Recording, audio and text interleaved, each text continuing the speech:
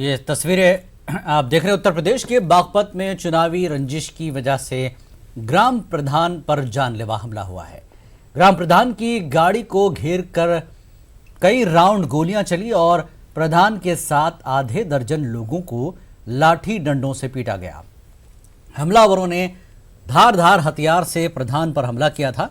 प्रधान की हालत नाजुक बताई जा रही है।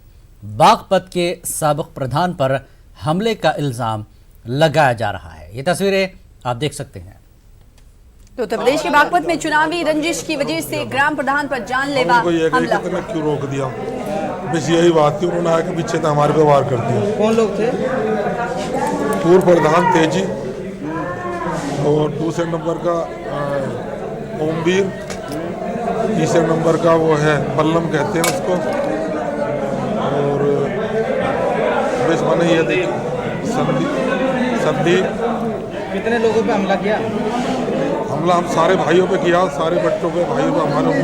तुम्हारी रंजिश थी क्या उनसे? कोई रंजिश नहीं थी हमारी। मामला ये था कि झगड़ा हुआ है, अंधेरा हुआ है, वो गांव से बाहर हुआ है। उन्हें सूचना मिली गई है प्रधान आ रहा। हमारे तो रंजिश रखते हैं पुरानी, प्रधानी के चक्कर में हम इलेक्शन जीतते हुए वह हारे हुए हैं। ठीक है जी।